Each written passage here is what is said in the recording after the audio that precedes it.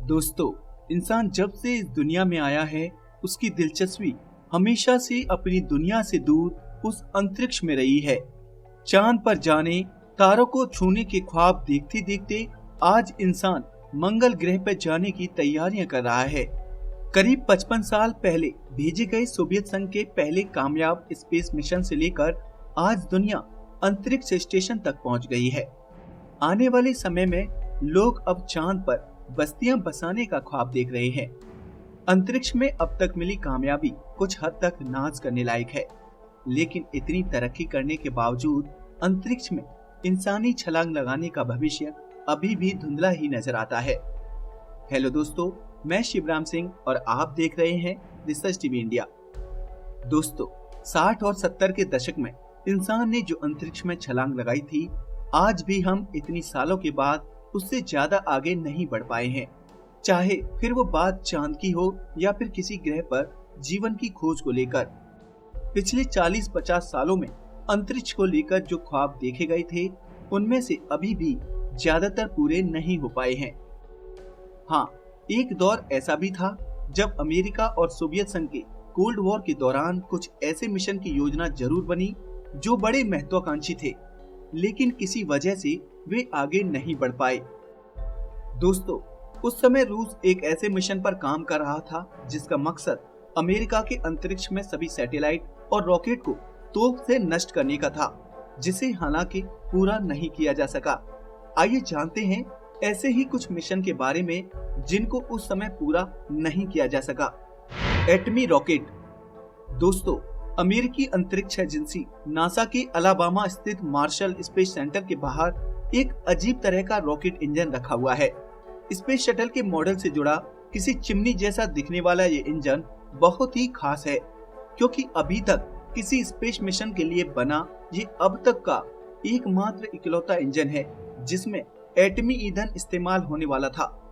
NASA ने इसे नरवा नाम दिया था, जिसका मतलब होता है nuclear engine for rocket vehicle application. इस इंजन में लिक्विड हाइड्रोजन से गैस बनाने का रिएक्टर लगा था, जिसकी मदद से इस रॉकेट को उड़ान भरनी थी। लेकिन दोस्तों, आप जानते ही होंगे कि एटमी ताकत कितनी खतरनाक होती है। जापान के हिरोशिमा और नागासाकी में आप देख चुके हैं। तो ये सब देखते हुए इस इंजन का किसी स्पेस मिशन में इस्तेमाल करना बेहद ही जोखिम भरा काम था। ऐसा नहीं था कि इस इंजन में कोई समस्या थी, बल्कि नासा के वैज्ञानिकों ने इस इंजन के कई टेस्ट किए थे और उन्हें हर बार सफलता मिली थी। लेकिन नासा इस इंजन की मदद से 1979 में मंगल ग्रह पर कोई मिशन भेजना चाहता था, लेकिन इंजन के कामयाब टेस्ट के बावजूद 1973 में इस मिशन को बंद कर दिया गया, क्योंकि कई वैज्ञानिकों ने इस पर सवाल खड़े कर दिए थे और इसे सुरक्षित नहीं मानते थे। उनका कहना था कि तेज रफ्तार रॉकेट में इतनी ज्यादा तरल हाइड्रोजन भेजना बहुत ही खतरनाक है, क्योंकि अगर ये कहीं रास्ते में फट गया तो इंसानों पर जो कहर बरपेगा उससे निपटना बहुत ही मुश्किल होगा। लेकिन अब जब नासा इंसान को मंगल ग्रह पर भेजने का प्लान कर रहा है, तो उसे इस नरवा इंजन की जरूरत महसूस हो रही है। अंतरिक्ष में जंगी जहाज। दोस्तों, एक वक्त था जब स्पेस की दौड़ में सोवियत संघ की धाक बनी हुई थी। उसने कई डरावने मिशन को अंजाम दिया था, लेकिन उसके बावजूद अंतरिक्ष में उसका जो इरादा था, उसके बारे में सुनकर आपके होश उड़ जाएंगे। सोवियत स्पेस एजेंसी ने अपने मशहूर सोयूज रॉकेट का एक ऐसा वेरिएंट विकसित किया था जिसे अंतरिक्ष में जंगी बेड़ा जहाज कहा जाए तो गलत नहीं होगा।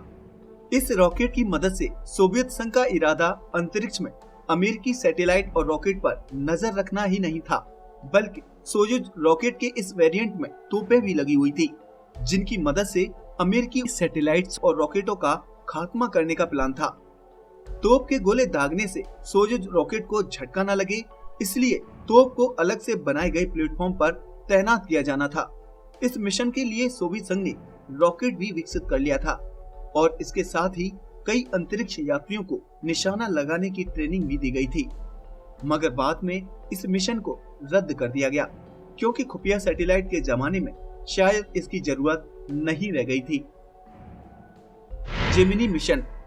दोस्तों, हम सभी जानते हैं कि 60 के दशक में सोवियत संघ और अमेरिका में अंतरिक्ष में आगे निकलने की होड़ मची हुई थी। इस कड़ी में सोवियत संघ ने अंतरिक्ष में पहली उड़ान और स्पेस वॉक के जरिए बढ़त बना ली थी और अमेरिका को इससे आगे निकलने की जरूरत थी। इसलिए नासा ने जेमिनी मिशन की शुरुआत की थी, जो बेहद ही कामयाब मिशन था। अंतरिक्ष की सैर करने में जेमिनी रॉकेट बहुत ही काम आए। 2 अंतरिक्ष यात्री इसमें सवार होकर अंतरिक्ष में बड़े आराम से जा सकते थे। इसकी मदद से अमेरिकी अंतरिक्ष यात्रियों ने पहली बार स्पेस वॉक की। इसके अलावा अमेरिका ने पहली बार एक रॉकेट से दूसरे स्पेसक्राफ्ट को जोड़ने में कामयाबी हासिल की। वो अपने स्पेसक्राफ्ट से बाहर निकलकर मरम्मत का काम भी कर सकते थे।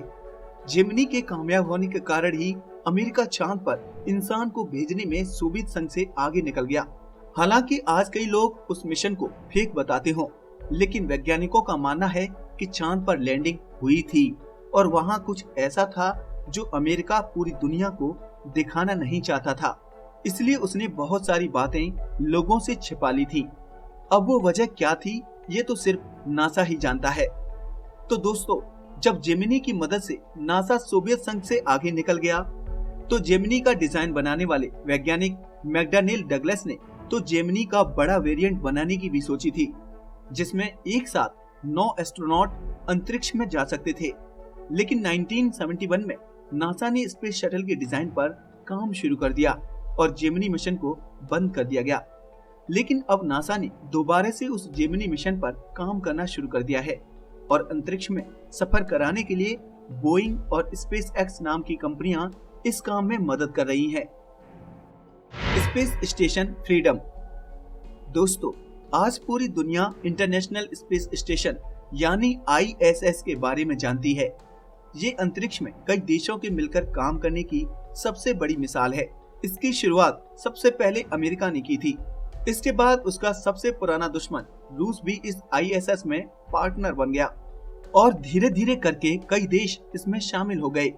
लेकिन आज से करीब 33 साल पहले अमेरिका ने फ्रीडम के नाम से स्पेस स्टेशन बनाने की सोची थी। इस प्रोजेक्ट को अमेरिकी राष्ट्रपति रोनाल्ड रीगन ने मंजूरी दी थी।